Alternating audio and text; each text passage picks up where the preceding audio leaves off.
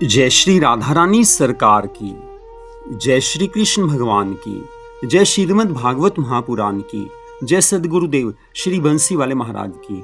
श्रीमद् भागवत महापुराण के 10वें स्कंद के अध्याय 77, 78 और 79 की कथा आज हम आपको सुनाने जा रहे हैं, जो कि इस प्रकार है। श्री सुखदेव जी महाराज आगे की कथा का वर्णन करते हुए कहने लगे हैं कि हे राजा परीक्षित, जो यदुवंशी प्रद्युम्न को अचेत देखकर पहले उदास हो गए थे, वे लोग काम रूप प्रद्युम्न को देखते ही ऐसे प्रसन्न हो गए जैसे मुर्दे के शरीर में प्राण लौट आए हों। उस समय कृष्ण कुमार ने अपने साथियों को धीरज देकर धर्मपति से कहा कि तुम मेरा रथ शीघ्र ही देवमान मंत्री के पास जहां वह यदुवंशियों को मार रहा है ले चलो। जब ये बात सुनकर सारथी ने प्रद्युम्न का रथ देवमान के सम्मुख पहुंचा दिया, तब प्रद्युम्न ने उसे ललकार कर कहा कि तू इधर उधर इन सब को क्यों मारता है, हमसे आकर युद्ध कर। यह वचन सुनते ही देवमान यदुवंशियों से लड़ना छोड़ प्रद्युम्न पर बाणों की वर्षा करने लगा। तब काम रूप प्रद्युम्न ने 4 बाणों से उसके रथ के चारों घोड़ों को मारकर एक बाण से सारथी को मार दिया, 2 बाणों से ध्वजा और छत्र और 1 बाण से उसका धनुष काटकर 3 बाणों से देवमान को मार गिराया। उस समय साम भी इसी तरह शाल्व की सेना मारकर गिराने लगा। जिस प्रकार किसान लोग ज्वार का खेत काट डालते हैं, जब ऐसा युद्ध प्रद्युम्न और साम का देखकर बहुत से साथी राजा शाल्व के साथ वाले भाग चले, तब बहुत से लोग भागते समय समुद्र में डूबकर मर गए हैं। जब इसी तरह 27 दिन तक बराबर राजा शाल्व प्रद्युम्न आदि से लड़ता रहा, तब यदुवंशियों ने उसकी ऐसी सामर्थ्य और वीरता देखकर आपस में विचार किया है कि यह कोई बड़ा शूरवीर है जो इतने दिन तक हमारे सामने युद्ध में टिका रहा है। अन्यथा श्री मुरली मनोहर भगवान की कृपा से आज तक कोई शूरवीर हमारे सामने नहीं ठहर सका। ये राजा परीक्षित, जब इस तरह राजा शाल्व मायामय युद्ध से यदुवंशियों को कष्ट देने लगा, तब उधर इंद्रप्रस्थ में भगवान श्री कृष्ण जी ने स्वप्न देखा है कि किसी ने द्वारिकापुरी को जलाकर समुद्र में डुबो दिया है और यदुवंशी लोग रणभूमि में मरे पड़े हैं। तब उन्होंने धर्मराज युधिष्ठिर से कहा है कि हे धर्मराज, अशुभ स्वप्न देखने के कारण मुझे ऐसा आभास हो रहा है कि शिशुपाल के सभी दैत्य साथी द्वारिका में यदुवंशियों को मारकर नाश करना चाहते हैं। अतः आज्ञा हो तो वहां जाकर उनकी रक्षा करें। धर्मराज ने हाथ जोड़कर विनय की है कि हे दीनानाथ, इस अवस्था में मुझे आपका कहना टालना उचित नहीं है। यह वचन सुनते ही जब श्री कृष्ण और बलराम रथ पर बैठकर द्वारिकापुरी की ओर चले, तब नगर के बाहर क्या देखा कि एक हिरनी बाईं ओर निकल गई और कुत्ता सामने खड़े होकर कान झाड़ता है। ये दोनों अपशकुन देखते ही अंतर्यामी श्री मुरली मनोहर द्वारिका की सब दशा जानकर सारथी से बोले कि रथ तेजी से चलाओ। भगवान श्री कृष्ण जी ने राजा शाल्व का युद्ध देखकर बलराम जी से कहा कि हे भैया, तुम द्वारिका में जाकर राजा उग्रसेन और प्रजा की रक्षा करो, मैं शाल्व को मारकर वहां आऊंगा। जब रेवती रमन यह आदेश पाकर द्वारिकापुरी में गए, तब दैत्य सहारण प्रभु ने दारुक से कहा कि जल्दी मेरा रथ शाल्व के सम्मुख ले चलो। जैसे ही वह श्री कृष्ण का रथ दौड़ाकर उसके सामने पहुंचा, वैसे ही राजा शाल्व ने त्रिलोकीनाथ भगवान श्री कृष्ण जी के रथ की ध्वजा पहचान कर एक सांग दारुक सारथी पर चलाया, तो लक्ष्मीपति ने बाण से उसकी सांग काटकर 16 बाण ऐसे मारे कि राजा शाल्व का विमान कुम्हार के चाक के समान घूमने लगा। उस समय शाल्व ने एक भाला बड़े वेग से श्याम सुंदर पर चलाया। तब श्री द्वारिकानाथ भगवान ने अपने बाण से उसे काटकर इस तरह बाण चलाने आरंभ किए कि राजा शाल्व घबरा गया, परंतु वह उस समय अंतर ध्यान होकर माया युद्ध करके अग्नि की वर्षा करने लगा। तब वसुदेव नंदन भगवान श्री कृष्ण जी ने ऐसे बाण मारे कि राजा शाल्व विमान सहित पृथ्वी पर गिर पड़ा। तब पुनः उठकर उसने एक गदा श्याम सुंदर पर चलाई। तब भगवान ने वह गदा काटकर एक गदा उसको ऐसी मारी कि राजा शाल्व का विमान 100 टुकड़ों में खंडित होकर समुद्र में गिर गया। तब शाल्व ने विमान से कूदकर श्री कृष्ण जी के ऊपर अपनी गदा का प्रहार किया तो उसे भगवान ने अपनी गदा से तोड़ दिया। इस प्रकार कुछ देर गदा युद्ध करने के बाद श्री मुरली मनोहर ने अपने बाण द्वारा राजा शाल्व की उस भुजा को गिराया जिसमें वह गदा पकड़े हुए था। तदुपरांत आज भगवान ने सुदर्शन चक्र से राजा शाल्व का मस्तक काट लिया है। उस समय सब देवता जय जयकार करते हुए भगवान पर पुष्पों की वर्षा करने लगे हैं और सब यदुवंशी आज आनंद मगन हो गए हैं। इससे आगे की कथा का वर्णन करते हुए श्री सुखदेव जी महाराज कहने लगे हैं, हे राजा परीक्षित, जिस दिन से धर्मराज युधिष्ठिर के यज्ञ में शिशुपाल का वध हुआ उसी दिन से ये दोनों भाई दंतवक्र और विदुरथ श्री हरि से बदला लेने का विचार करते थे।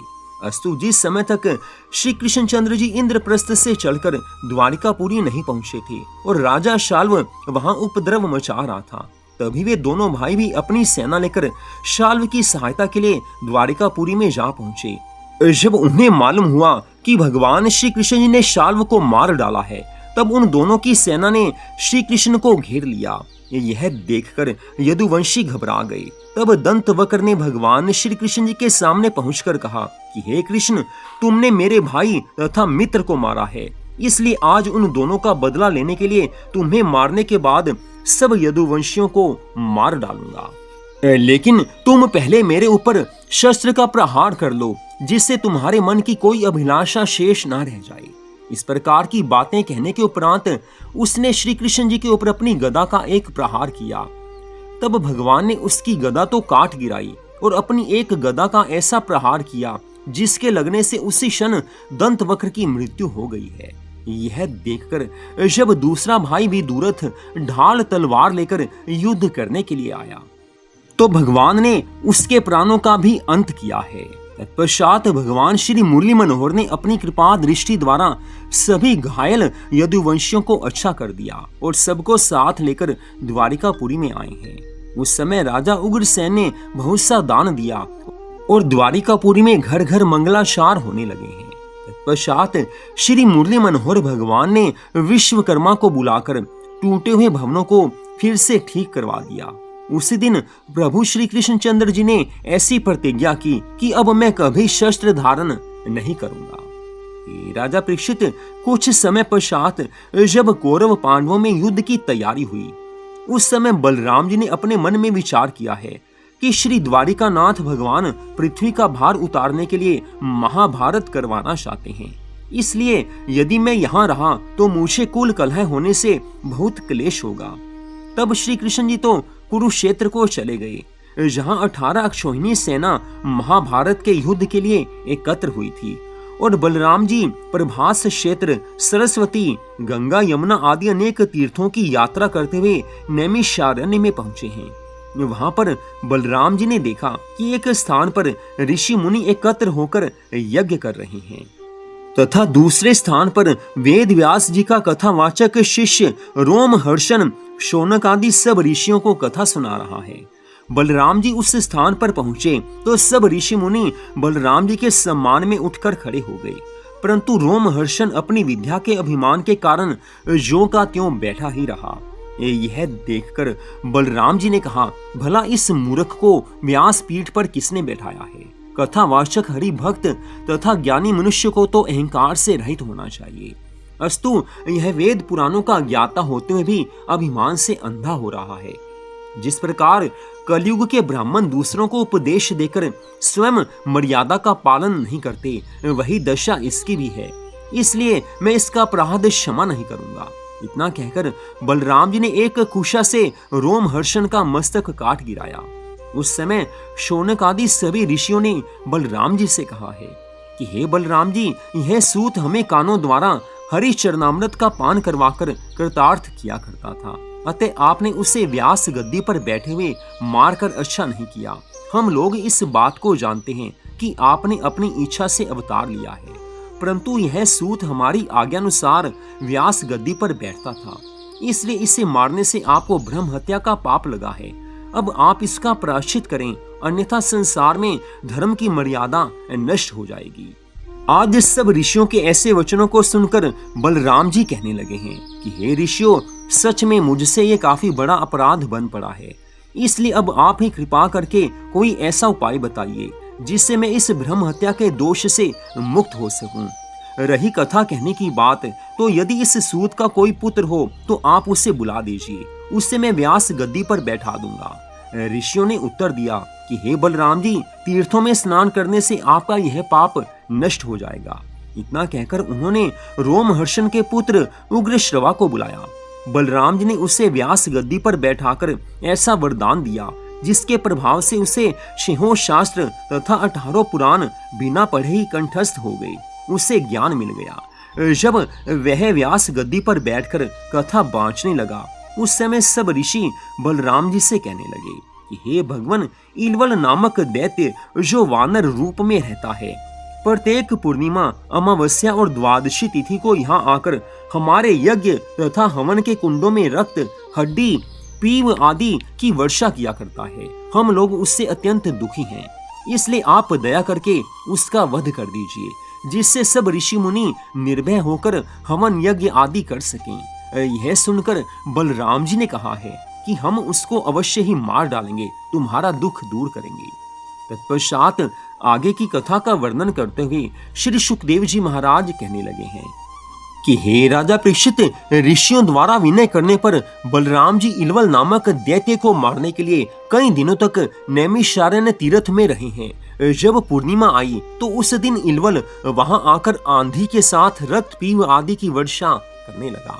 पीछे वह दैत्य वानर वेश बनाए, काले पर्वत के समान विशाल शरीर धारण किए, लाल लाल आंखें निकालकर गरजता हुआ वहां आया तो श्री बलराम जी को देखकर अदृश्य होकर विष्ठा और मूत्र बरसाने लगा।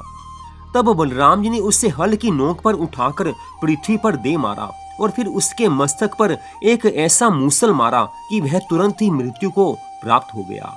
हे राजा परीक्षित, इलवल नामक दैत्य को मारकर ऋषियों से विदा मांग बलराम जी ने गढ़ मुक्तेश्वर, गंगा, सरयू, पुष्कर, सोनभद्र, प्रयाग, काशी आदि तीर्थों में जाकर स्नान दान करने के बाद गया, गंगा सागर, सिंहल द्वीप, रामेश्वर, विंध्याचल, श्री शैल आदि तीर्थों में जाकर स्नान और दर्शन किए हैं।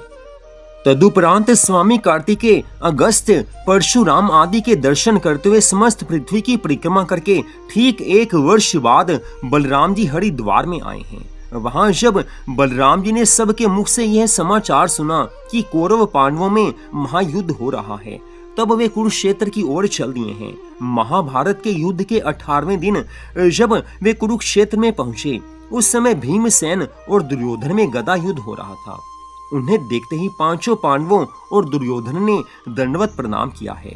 तब वे आशीर्वाद देकर कहने लगे हैं कि हे भाई, बड़े दुख की बात है कि श्री कृष्णचंद्र जी के यहाँ उपस्थित होते हुए भी कौरव पांडवों ने अपने करोड़ों भाई बंधु और अन्य लोगों का संहार कर दिया। भीमसेन और दुर्योधन एक समान बलशाली हैं, क्योंकि भीमसेन का युद्ध करते समय श्वास नहीं फूलता और दुर्योधन गदा युद्ध में विशेषज्ञ है। इसलिए अब इन दोनों को परस्पर युद्ध करना उचित नहीं है। लेकिन उस समय भीमसेन और दुर्योधन ने हाथ जोड़कर बलराम जी से कहा है कि हे भगवान, अब तो बिना युद्ध किए हम लोग किसी भी तरह नहीं मान सकते। यह सुनकर बलराम जी मौन होकर खड़े रहे। उसी समय भीमसेन ने दुर्योधन की जंघा पर गदा का एक ऐसा प्रहार किया जिससे उसकी जंघा टूट गई और वह पृथ्वी पर गिर गया।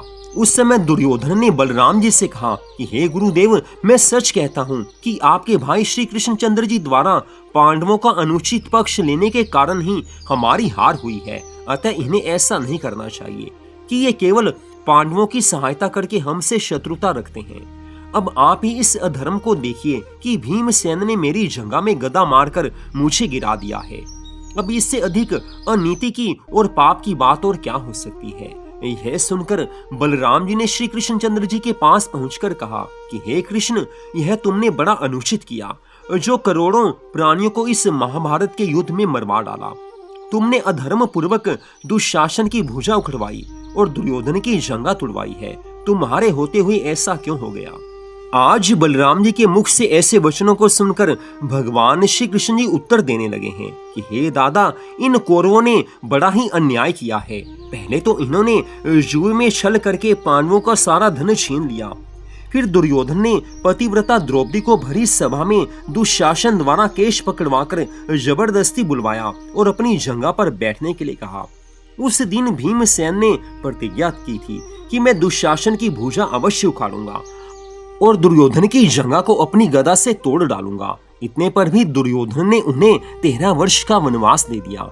हे दादा, उस प्रतिज्ञा के कारण ही भीमसेन ने ऐसा किया है। अब तुम ही बताओ कि अधर्मी कौन है, पापी कौन है? पांडव अधर्मी है या कौरव अधर्मी है? पापी कौन है? पाप किसने किया है? हे दादा, इसके अलावा दुर्योधन ने जो जो पाप किए हैं, जो जो अधर्म पांडवों के साथ किए हैं, उनको मैं कहां तक कहूं, आप सब कुछ जानते ही हैं। हे राजा परीक्षित, आज भगवान श्री कृष्ण जी के श्री मुख से इन वचनों को सुनकर बलराम जी मौन रह गए और द्वारिकापुरी को चले गए हैं।